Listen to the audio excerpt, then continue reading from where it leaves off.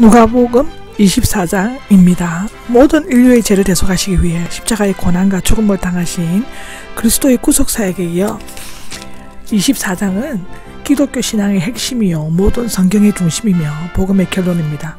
구속의 완성인 부활과 성천에 대해 기록하고 있죠. 사복음서는 다양한 주제로 시작하고 있지만 마지막 끝은 부활로 마치고 있습니다.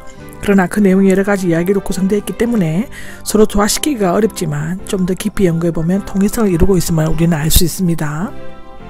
1절에서 12절에는 예수님의 부활에 대해서는 마태복음 28장에 설명을 드렸습니다.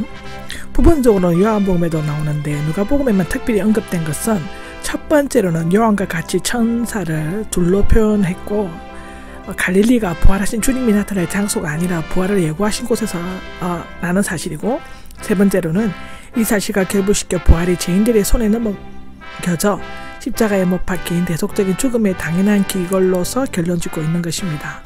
네 번째로는 요한이 기록하는 도마와 같이 불신앙과 의심이 하게 된 이유를 기록한 것 등이 있습니다. 들에는 주 예수님이 나옵니다.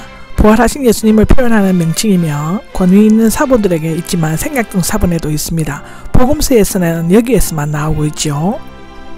10절에 보면 요 안나가 나옵니다. 본서에만 나오면 살로메에는 마가에게만 보이고 있습니다. 예수님의 어머니는 십자가 아래에 있었으므로 비록 명단에는 없지만 부활의 아침에 참여했을 것입니다. 24장 11절에는 헛된 소리처럼이 나옵니다. 신약 성경에서는 이곳에만 나오며 지각 없는, 터무니없는 말을 의미합니다.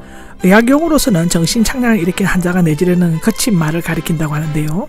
사람들은 예수님의 부활을 말하는 여자들을 미친 사람들처럼 여겼습니다. 13절에서 35절까지의 얘기는 엠마오의 두 제자 이야기가 누가에만 나오고 있으며 아름다운 문체와 화려한 문장력으로 쓰인 최고 수준의 기록물입니다. 마가는 짤막하게 요약하고 있죠. 13절에는 바로 그날이 나옵니다. 여자들이 빈 무덤에서 천사를 보고 베드로가 가서 확인한 바로 그 날이며 주간의 첫날을 의미합니다. 그들 가운데 두 사람은 부활 현장을 목격한 여자로부터 증언을 들었던 사람들 중 두 사람이며, 한 사람의 이름은 글로바였고 엠마오는 따뜻한 우물이란 뜻이며 예루살렘에서 서북쪽으로 약 11km 떨어진 곳에 있다고 합니다. 14절입니다. 14절에 일어났던 모든 일이 나오는데 예수님께서 고난당하신 일과 부활하신 일 서로 이야기했다가 나옵니다. 원래는 군중 때 함께 의미를 하는 명사에서 나왔고 동행하다, 설교하다를 의미한다고 하는데요. 여기에서는 이야기를 나눈다는 의미를 합니다. 설교 방법이란 영어의 어근이며 초기 설교가 주로 대화하는 방식으로 행해졌기 때문이라고 기록되어져 있습니다. 16절에는 눈이 가려져서가 나오는데 힘있게 붙잡다, 통제하다의 미알효형이라고 하는데요. 두 제자의 눈이 영적인 무지와 어리석음에 붙잡혀 계속적으로 예수님을 알아보지 못한 것을 의미하는데, 예수님이 부활하신 몸은 시간과 공간을 초월하는 초자연적인 형체로 변화하셨기 때문에 예수님께서 눈을 열어주지 아니하시면 끝까지 알아볼 수가 없다라고 합니다. 역시 막달라 마리아도 알아보지 못했다고 하죠. 요한복음 20장 14절에는 그렇게 나와 있습니다.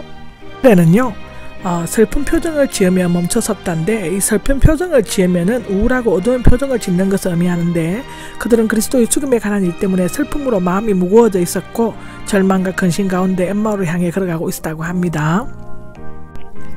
18절에는 글로바가 나오는데 명성의 아버지라는 뜻입니다.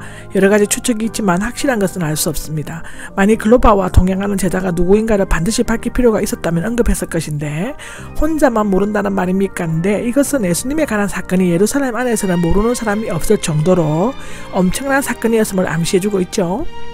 9절에는 무슨 일이요가 나옵니다. 몰라서 물으시는 것이 아니라 두 사람이 그 사건을 어떻게 이해하는가를 알아보고 올바르게 시정해 주려고 하였습니다. 그들은 예수님에 관한 세 가지 사실을 말하였죠. 첫째는 그분은 하나님과 모든 백성들 앞에서 행동과 말씀의 능력이 있는 예언자시다라고 19절에 말했고, 두 번째는 우리의 대제사장들과 관리들이 십자가에 못 박히게 했다 20절에 나옵니다. 세 번째로는 우리는 그분이 이스라엘을 속량해 주실 바로 그분이기를 기대했었다라고 21절에 나오죠. 예수님에 대한 자신의 기대, 그들이 능력 있는 예언자인 예수님께서 유대 국가를 억압했던 로마로부터 해방시켜 줄 것을 기대하였습니다. 물론 영적인 의미에서 죄로부터 구속해 주기를 기대했다고 볼 수도 있지만 당시 제자들을 비롯한 대부분의 백성들은 정치적 메시아를 고대하였습니다. 21절입니다. 21절에는 벌써 사흘째가 됩니다가 나오는데 그들은 예수님께서 평소 하신 말씀을 어렴풋이 기억하고 적어도 사흘째가 되면 무슨 일이 일어날 것인가를 기대했지만 이제는 더 이상 자신들의 희망을 이어나갈 수 없게 되었음을 하소연하고 있습니다. 유대의 민속신앙에 의하면 죽은 자는 영은 3일간 떠돌아다니다가 4일째부터 떠난다고 생각했다고 하는데요. 아마도 그들은 3일이 지나자 여러가지로 초조한 마음이 들었던 것 같습니다. 22절에서 24절까지는 두 사람은 여자들에게서 들은 충격적인 이야기를 말하였는데 첫째는 여자들이 무덤에 갔지만 시신을 찾지 못했다. 둘째는 천사들이 나타난 것을 보았다라고 했습니다. 세 번째로는 그 천사들이 예수님이 다시 살아나셨다고 말했다고 했고요. 네 번째로는 어떤 사람들이 무덤에 가서 여자들의 말이 사실임을 알았습니다. 한마디로 그들의 관심은 예수님이 부활하셨다는 것보다는 무덤이 비어 있었고 시신을 찾을 수 없다는 데 집중하고 있습니다. 25절입니다. 25절에는 어리석고 예언자들이 말한 모든 것을 마음에 더디게 믿는 사람들이여 라고 나옵니다. 두 사람의 말은 모두 들으신 예수님은 책망하는 투로 말씀하셨습니다. 오는 자신의 감정을 강하게 나타내며 탄식과 실망의 의미가 담겨 있습니다. 어리석고는 정신이 없는 이해하지 못하는 뜻을 있으며 바보스럽고 무지한 것을 나타내지요. 마음에 더디게는 이해와 행동이 느린 것을 말합니다. 예수님께서는 생전에 자신의 고난과 죽음, 부활이 구약 예언자들의 예언이 성취된 것이라고 가르쳐 왔지만 예수님의 가르침과 구약시대의 예언가는 믿지 못하는 것을 단식하는 것입니다. 16절입니다. 이러한 고난을 겪고 뭐 하는 것이 아니냐인데 유대인들은 메시아의 영광만을 바라보았고 그의 고난을 무시하는 오류를 범했습니다. 그리스도께서는 반드시 고난을 겪고 나서 영광을 얻게 될 것이다 라고 했는데요. 하는 것이 아니냐의 대답이 자명함을 전체로 한 질문이며 구약성경에 그 해답이 분명히 제시되어 있음을 나타내고 있습니다. 시편 22장, 스가랴 11장에도 나옵니다. 27절입니다. 예언자로부터 시작하여 성경 전체가 나오는데 모세오경, 창세기 3장 15절, 신명기 18장 15절과 예언서 이사야 그리고 두 책 외에 일반 구약성경의 메시아에 관해서 언급한 내용들을 한눈에 바라볼 수 있도록 가르쳐 주셨습니다. 구약성경의 내용을 한마디로 요약하다면 그리스도 예수에 관한 예언이라고 말할 수 있습니다. 28절입니다. 28절에 더 멀리 가시려는 듯이 보였다는데 두 사람은 목적지가 엠마오였으므로 걸음을 멈추어 머무려고 했고 예수님은 계속 길을 걸어 가시려고 하였습니다. 원래 예수님은 엠마오에 머무르시는 계획이 없었지만 두 사람이 간청하여 정중한 말로 강건하고 압력을 넣어 강제로 하게 하여서 머물렀다 하였습니다. 물론 날이 저물어 여행하기가 힘들었기 때문이기도 했지만 함께 걸어오면서 대화하는 중 큰 감명을 받았기 때문이었을 것이라고 기록되어져 있습니다.